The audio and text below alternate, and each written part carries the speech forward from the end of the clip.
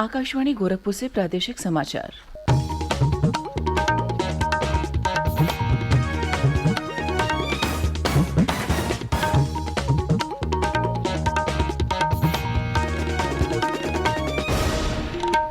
नमस्कार, समाचार बुलेटिन के साथ में शिवानी अरोरा। पहले मुख्य समाचार।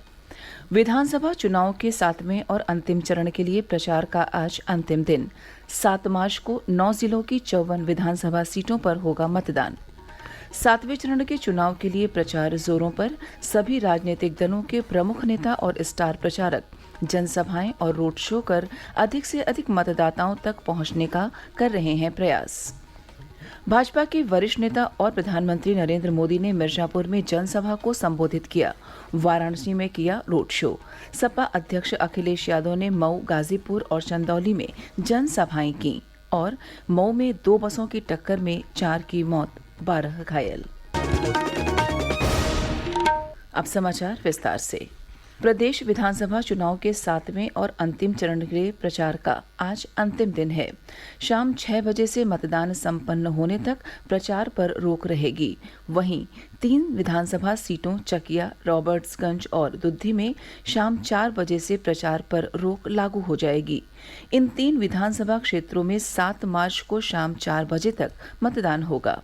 7वें चरण में 7 मार्च को 9 जिलों की कुल 54 विधानसभा सीटों के लिए मतदान होना है। इनमें 11 सीटें अनुसूचित जाति और 2 सीटें अनुसूचित जनजाति के लिए आरक्षित हैं।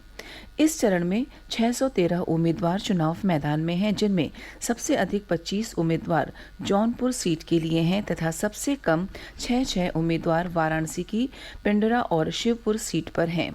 इस चरण में जिन जिलों में मतदान होना है उनमें आजमगढ़, मऊ, जौनपुर, गाजीपुर, चंदौली, वाराणसी, मिर्जापुर, भदोही और सोनभद्र जिले शामिल हैं। 7वें चरण के अंतर्गत 9 जिलों के 2 करोड़ 5 लाख से अधिक मतदाता अपने मताधिकार का प्रयोग करेंगे। मुख्य निर्वाचन अधिकारी अजय कुमार शुक्ला ने सभी मतदाताओं से आगामी 7 मार्च को अपने मताधिकार का प्रयोग करने की अपील की है। और आइए अब जानते हैं उन जिलों का चुनावी परिदृश्य जहां 7 मार्च को मतदान होना है। सबसे पहले चलते हैं आजमगढ़, जहां की चुनावी स्थिति के बारे में बता रहे हैं हमारे आजमगढ़ प्रतिनिधि नरेंद्र प्रताप।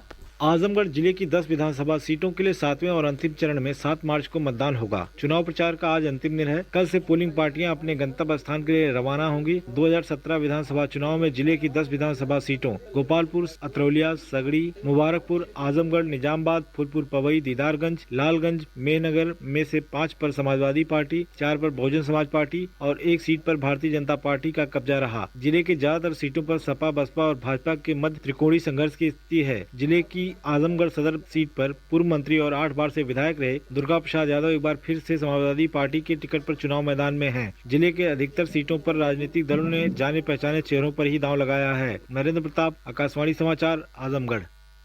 और आइए अब चलते हैं मऊ, जहां के चुनावी परिदृश्य के बारे में जानकारी दे रहे हैं हमारे मऊ प्रतिनिधि आजाद नोमानी।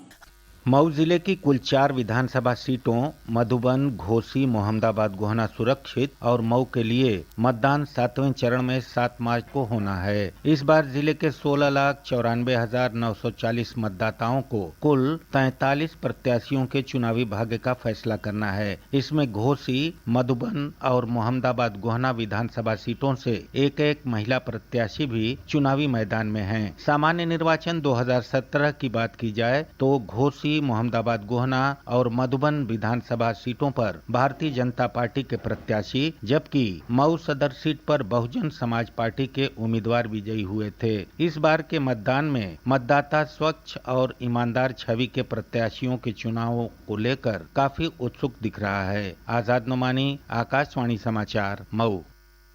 निर्वाचन आयोग ने मऊ सदर विधानसभा सीट से सुहेलदेव भारतीय समाज पार्टी के प्रत्याशी अब्बास अंसारी पर कल शाम 7 बजे से 24 घंटे के लिए चुनाव प्रचार पर रोक लगा दी है। निर्वाचन आयोग ने ये कार्रवाई अब्बास अंसारी द्वारा एक जनसभा में दिए गए उनके वायरल बयान पर की है, जिसमें उन्होंने अधिकारियों के खिलाफ कथित टिप्पणी की थी। प्रादेशिक समाचार आप आकाशवाणी गोरखपुर से सुन रहे हैं। यह समाचार बुलेटिन हमारे YouTube channel AIR news Gorakhpur और ट्विटर हैंडल AIR न्यूज़_GKP पर भी उपलब्ध है। 7वें चरण के चुनाव के लिए प्रचार जोरों पर है। सभी राजनीतिक दलों के प्रमुख नेता और स्टार प्रचारक जनसभाएं और रोड शो कर अधिक से अधिक मतदाताओं तक पहुंचने का प्रयास कर रहे हैं। भारतीय जनता पार्टी के वरिष्ठ नेता और प्रधानमंत्री नरेंद्र मोदी ने कल मिर्जापुर में जनसभा को संबोधित किया।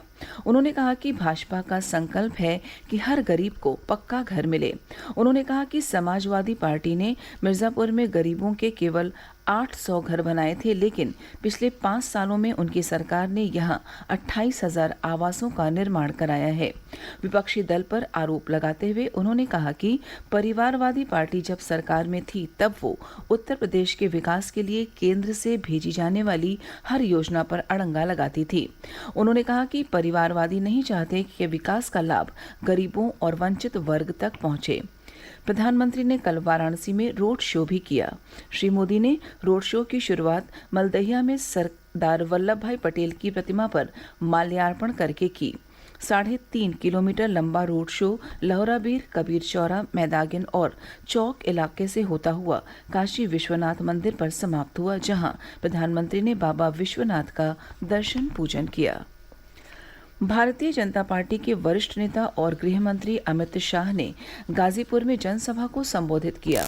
उन्होंने कहा कि आज़ादी के 70 साल बाद तक सरकारों ने गरीबों की चिंता नहीं की।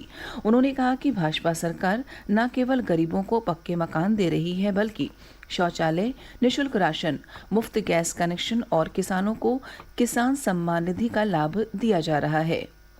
भाजपा के वरिष्ठ नेता राजनाथ सिंह ने चंदौली और जौनपुर में जनसभाओं को संबोधित करते हुए कहा कि प्रधानमंत्री नरेंद्र मोदी के नेतृत्व में भारत का गौरव विश्व में बढ़ा है। भाजपा नेता और मुख्यमंत्री योगी आदित्यनाथ ने चंदौली, जौनपुर और मिर्जापुर में चुनावी जनसभाओं को संबोधित किया। समाजवादी पार्टी के अध्यक्ष अखिलेश यादव ने मऊ, गाजीपुर और चंदौली में जनसभाओं को संबोधित किया। उन्होंने कहा कि समाजवादी पार्टी की सरकार आने पर किसानों को मुफ्त बिजली दी जाएगी। पूर्व मुख्यमंत्री और समाजवादी पार्टी के संरक्षक मुलायम सिंह यादव ने जौनपुर की मल्हनी विधानसभा क्षेत्र में चुनावी जनसभा को संबोधित किया।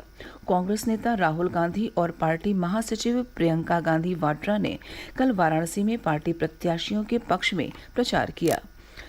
बसपा के महासचिव सतीश चंद्र मिश्र ने गाजीपुर और जौनपुर में जनसभाओं को संबोधित किया। मऊ जिले के हल्धरपुर थाना क्षेत्र में कल 2 बसों के टकरा जाने से हुई दुर्घटना में 4 लोगों की मृत्यु हो गई और 12 अन्य घायल हो गए।